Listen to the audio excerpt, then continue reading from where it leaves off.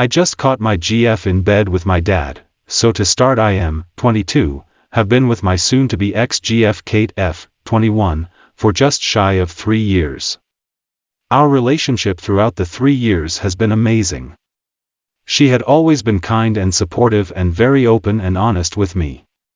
We had dates often, our love-making life was great, we had very few arguments, but when we did get into a disagreement, we managed to communicate and come to an understanding before long. I believed our relationship to be healthy and loving, but apparently I was wrong.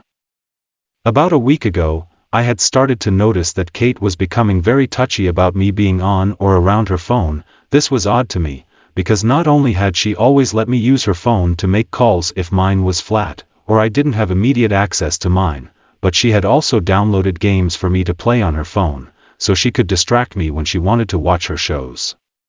Kate began snapping at me for asking to borrow her phone, or snatching it out of my hand if I was so much as moving it away from the edge of the counter, so it wouldn't fall, and whenever I questioned her behavior she brushed it off, and explained she was just in a bad mood. Her constant dismissal of my noticeable confusion began to annoy me, so I asked her if she was hiding anything from me, which led to an argument about her saying I was accusing her of infidelity, and not trusting her, and began trying to get physical with me, in which case I shut the argument down and told her to sleep in the guest bedroom. She was very angry about it, but I told her we would talk about it in the morning. When we did talk about it, she apologized for her behavior and gave me her phone. I told her I trusted her and I didn't need to go through it, and to be frank I did trust her, and I believed her outburst to be due to the ongoing stress at work, which was clearly stupid of me. The next day I noticed she had gotten a mist from my father. I had never known my father to like Kate or even have her contacted that. In fact, I was convinced they both disliked each other. At any and every family event they would often argue, or make snarky remarks at one another, until we would have to leave due to the tense atmosphere they had created. So I decided to ask Kate why my father had called her. She physically froze and mumbled an excuse about it being my birthday soon, and he had planned something, but my father and I were never very close, so I didn't understand why he would, but I played it off and decided to go about my day. Then the following night I had texted her explaining that I had a late shift, and I would be back around 10 p.m. latest, which I did.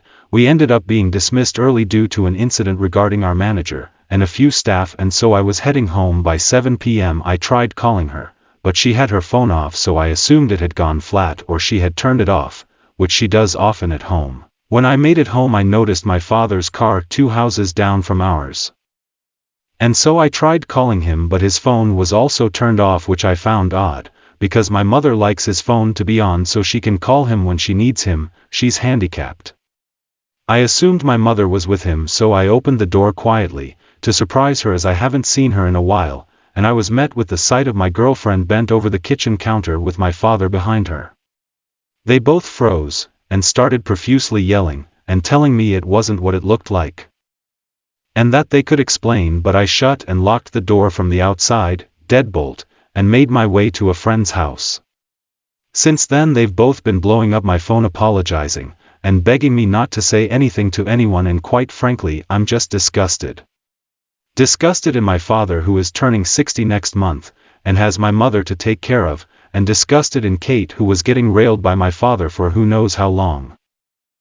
I honestly just want to throw up and set them both on fire, but I'm most worried about how my mother will take this situation, as she's very dependent on my father and adores him. Update: as per someone's advice, I asked my mother to lunch, and after some small talk, informed her of the situation. She was understandably upset and in denial about the situation, as my father had spoken to her prior about me still holding a grudge, a story for another time, and that I would be likely to come up with a lie to turn her against him for revenge. But after showing her the messages they had sent afterward, she was distraught and visibly angry about the ordeal.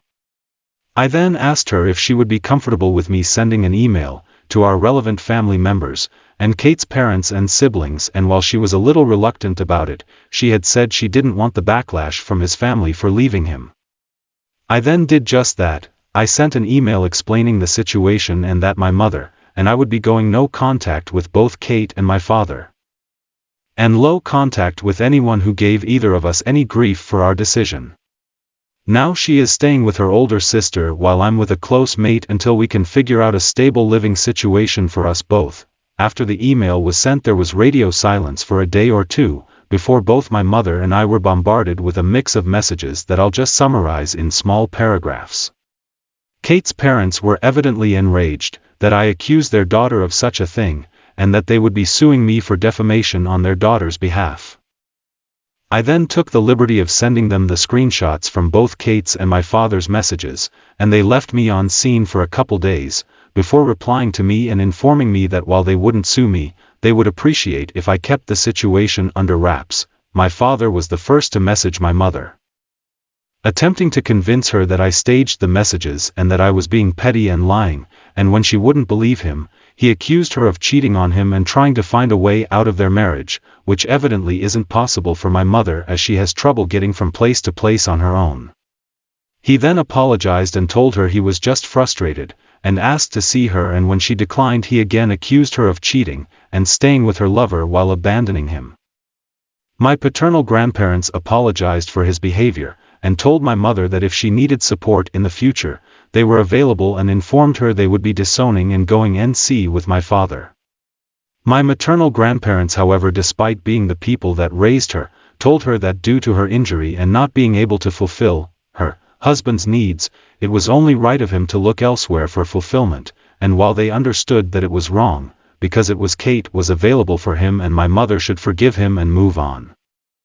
They also made a point to state that my mother needs my father more than he needs her. Kate's two older sisters reached out, and thanked me for telling them, and informed us that if we, my mother and I, needed any assistance in the future in regards to my mother's health, as one is an elderly caretaker, the other is a physiotherapist, that they were willing to help. Update 2. My mother and I gave ourselves a few days to get through all the messages and phone calls and blocked my maternal grandparents as well as my father. I contacted my landlord and real estate agent and informed them briefly of the situation. I was no longer living on the premises and that I would like to have my name taken off the lease. Luckily our lease was being renewed in that coming week. The next day they contacted Kate to inform her that I had taken my name off the lease for the following month, and in the next week if she was unable to take on my portion of rent she would have 3 months to vacate the property. I don't know how she reacted, but I could tell it wasn't overly ecstatic, as her parents contacted me and asked if despite everything I would be willing to pay for her rent, just for his month, because she doesn't have the money for it at the moment. Obviously I declined and told them that I no longer have anything to do with her anymore. They then informed me she was pregnant with my child and needed assistance from the father of her baby, and this would be a last goodbye. I then laughed and told them I most definitely wasn't the father of that baby, if she was pregnant and if she needed assistance from her baby daddy to contact my father. Then I hung up and blocked them. On a brighter note, my mother and I have just put a down payment on a house together, and are looking into hiring a caregiver to help my mother for when I have work or trips out of state.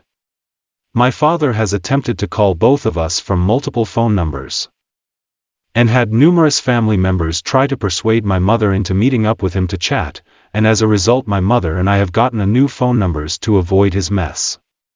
I also happen to hear from a mate that Kate is trying to hire a lawyer, so she can get child support money from me, but apparently because she has no proof I'm the father and refuses to take a DNA test of the baby she hasn't had any luck. Edit. I forgot to mention it above as I didn't see it as important when writing this, but Kate is apparently 5 weeks pregnant. We haven't been intimate for just under 2 months, so the baby is unlikely to be mine. If it is, I will pay child support, but I want proof before I pay her money for a baby that may or may not be mine. Edit 2. Just to clarify, Kate and I weren't having issues during the time we weren't intimate. I was too tired to initiate due to work commitments, and at the time I assumed she was as well, but it's likely her needs were met by either my father or other parties. Edit 3. Something else I forgot to mention. Yes, I did get an test for STIs and UTIs and any sort of infections I may not be aware of, and all tests came back negative, so I'm in the clear in that sense.